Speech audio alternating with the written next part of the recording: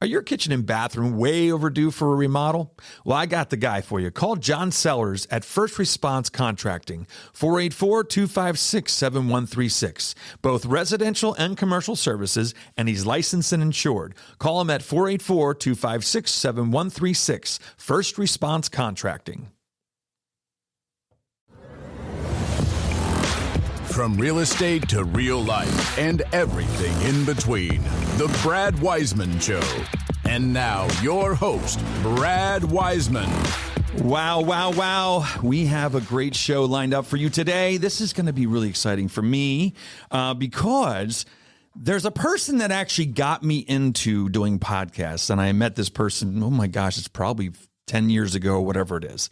And I remember her talking to me saying, hey, you should do this podcast and, this is what we're going to do. And I remember thinking to myself, what the hell is a podcast?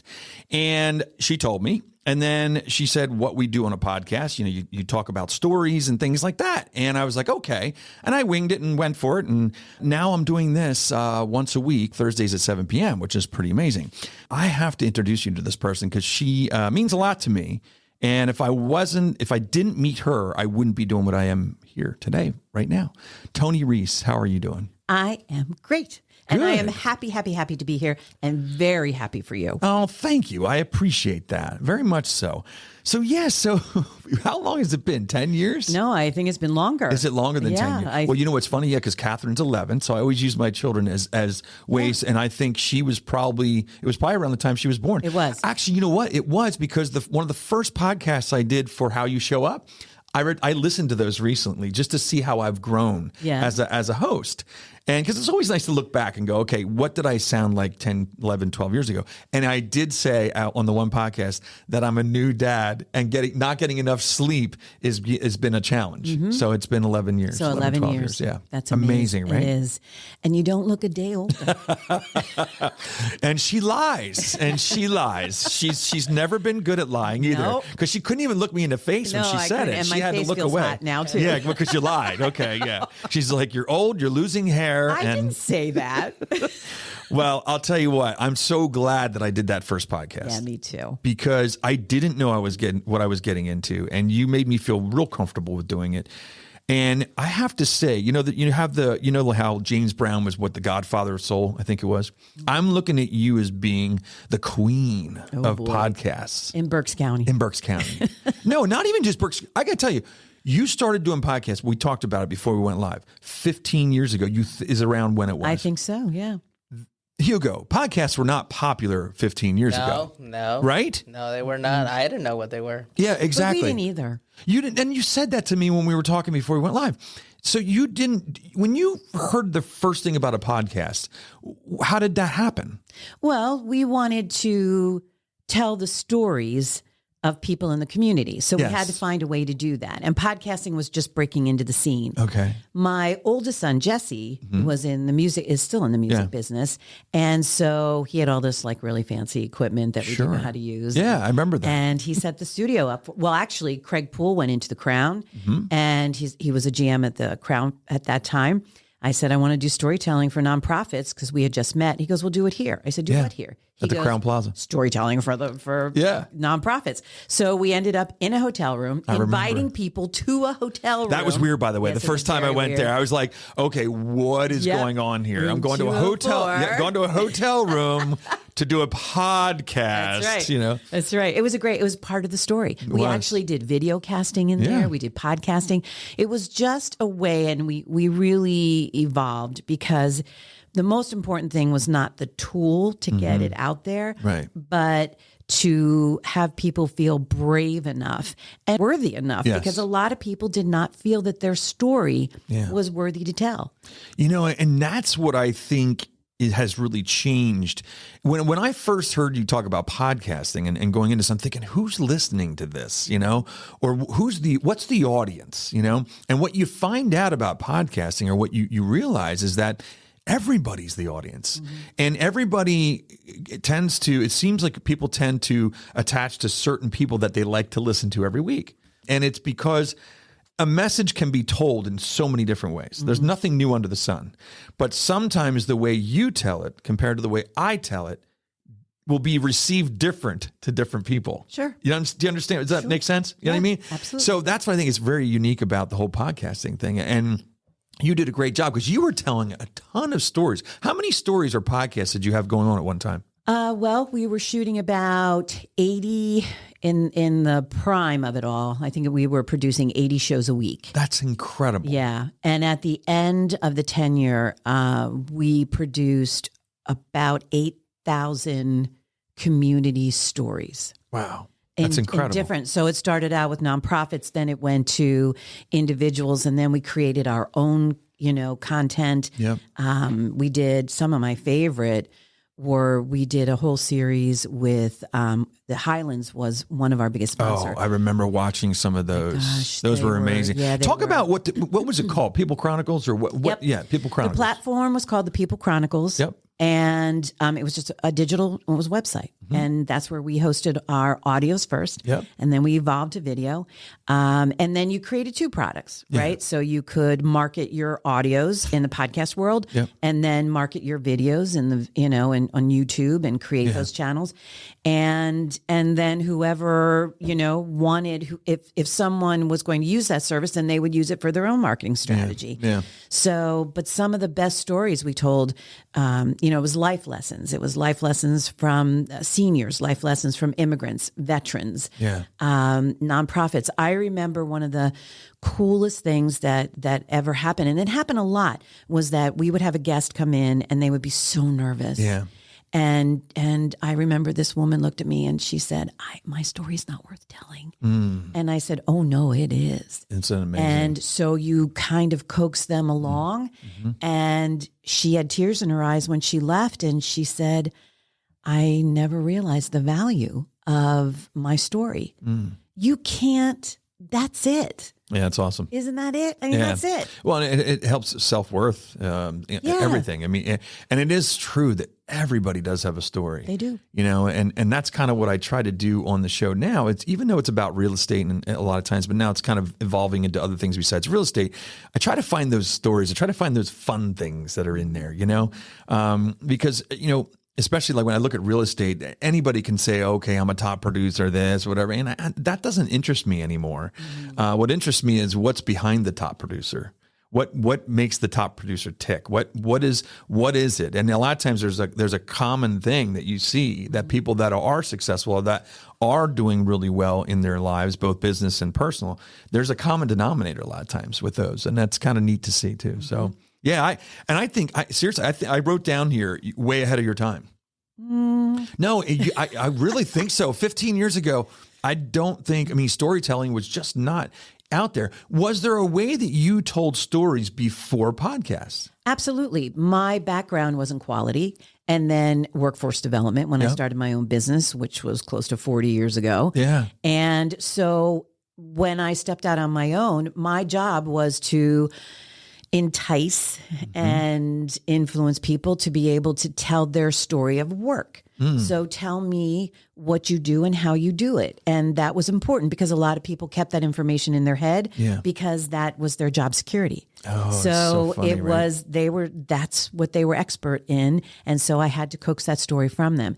And so to listen to them that way, to get that information from them, and then to hear their backstory and get to know them.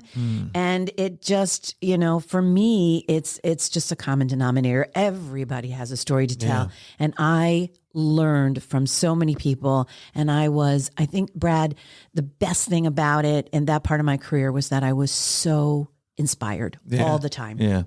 That's cool.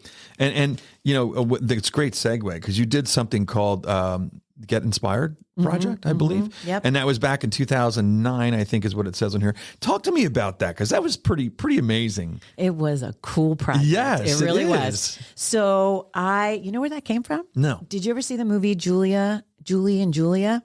Yes. Okay, so she was gonna. That was with Julia, the chef. Yeah. Yes. Well, it was. I don't remember who was in it anymore, but she was going to cook or try to learn a recipe a day out of Julia Child's cookbook. Yes, absolutely. I love the concept. Great movie too. So that morning, after I watched the movie, I woke up and I thought, okay, you know what? I'm going to post an interview a day for 365 days. Wow. And so how do you get that many interviews, right? That's a lot.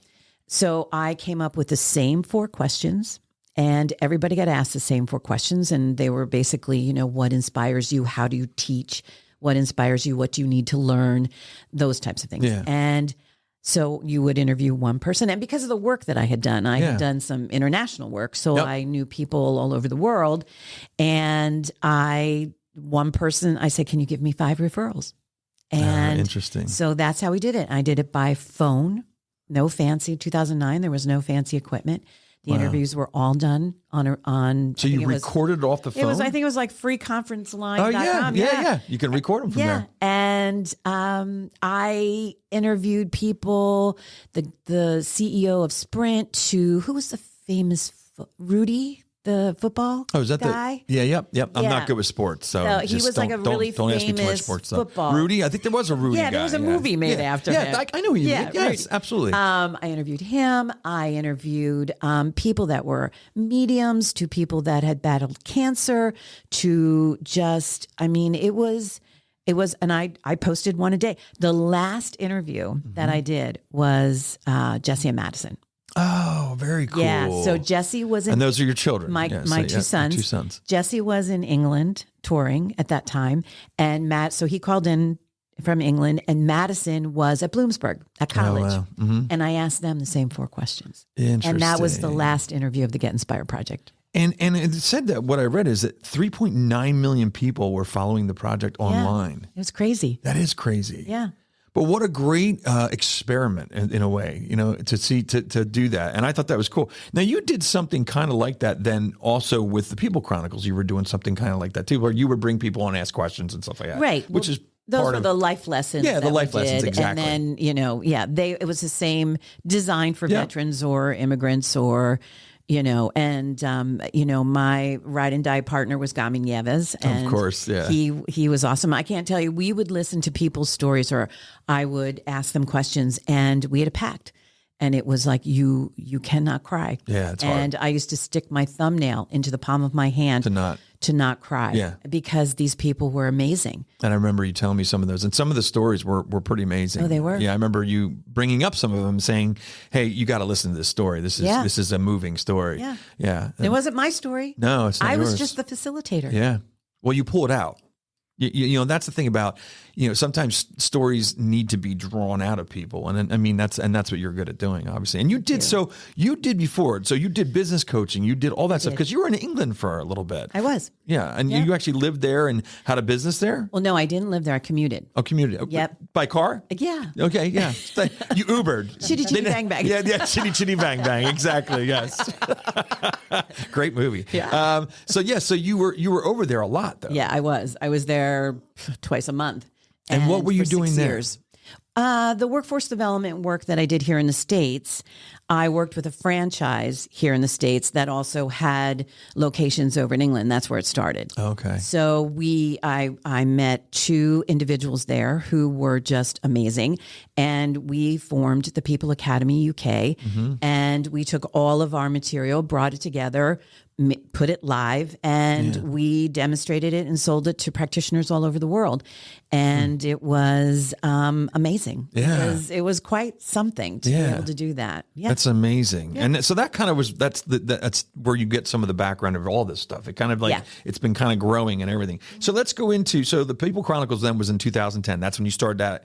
And I wanted to talk about that. We had a show that we did for a while. We did. Which was so fun. And it was called Here's What's Happening. Yep. Here's What's Happening. And that was with Robin Jones, Yep.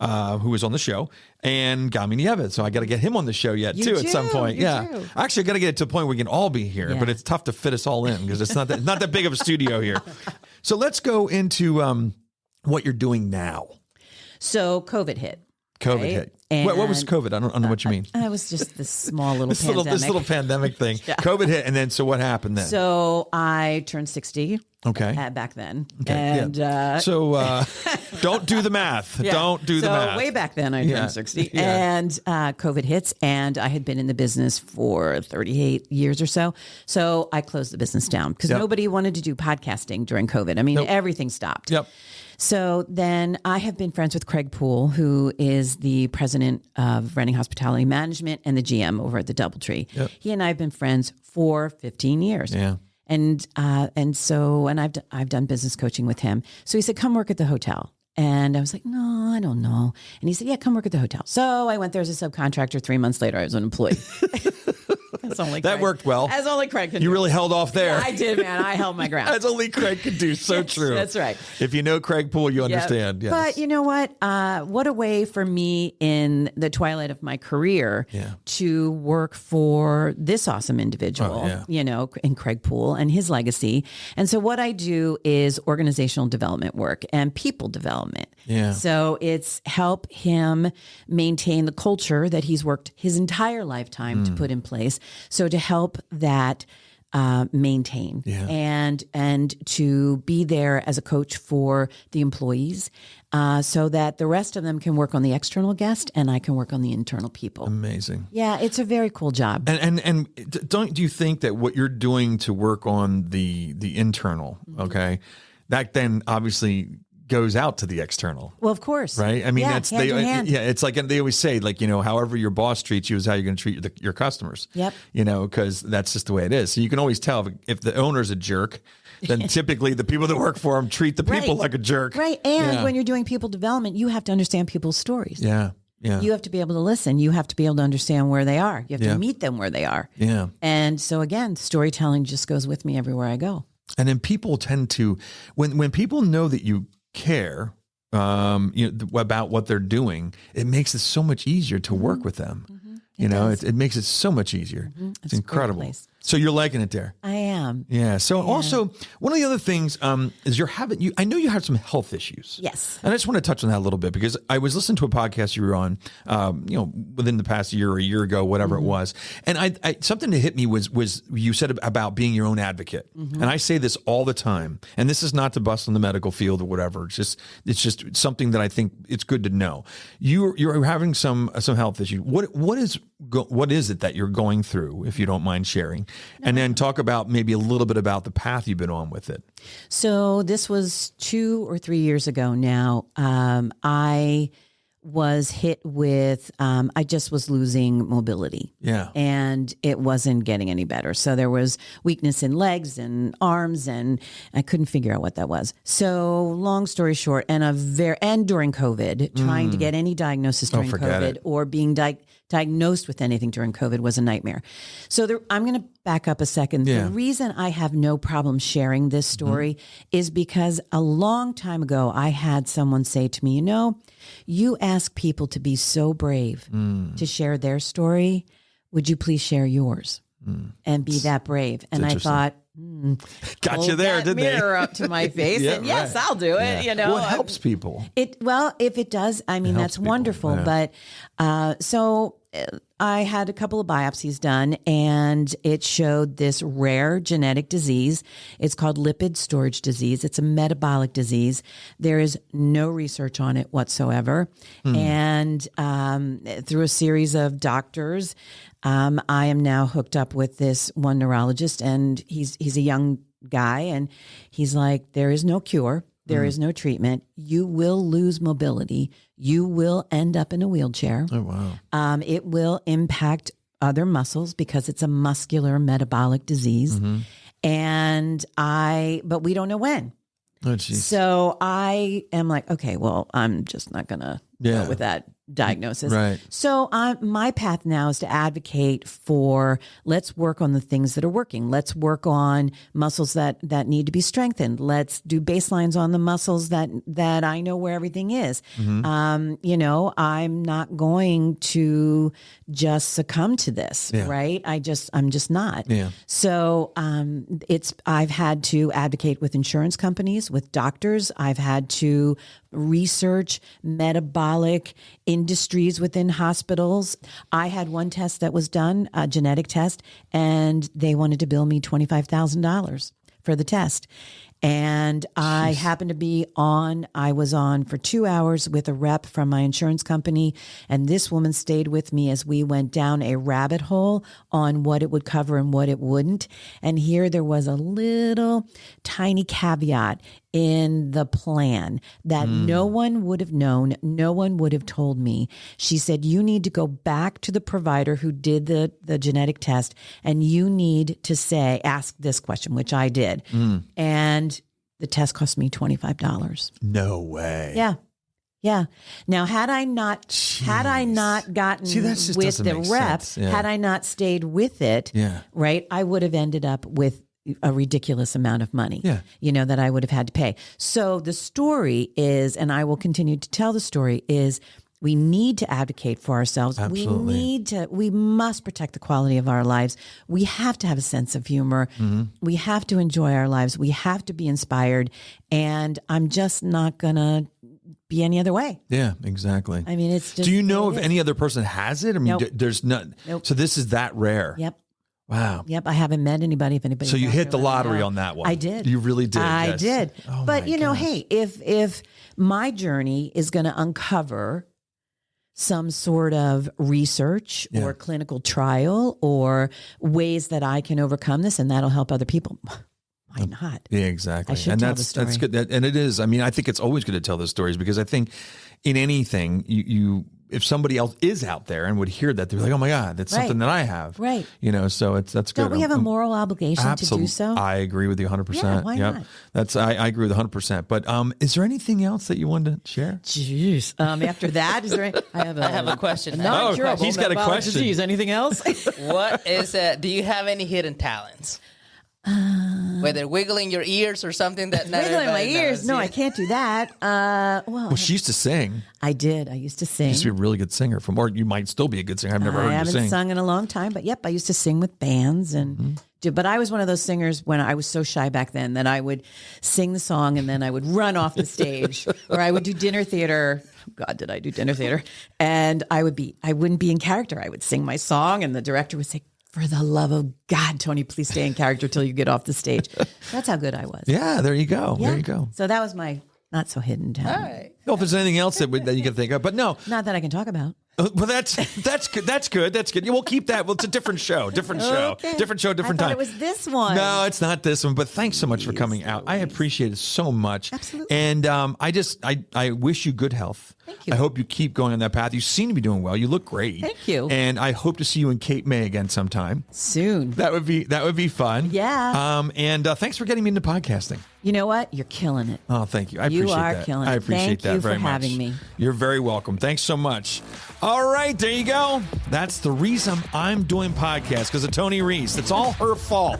So if you don't like the show, you talk to her and she'll take care of everything. That's about it. All right, we'll see you every Thursday at 7 p.m. Facebook, Instagram, wherever you want to find us, we're there. All right.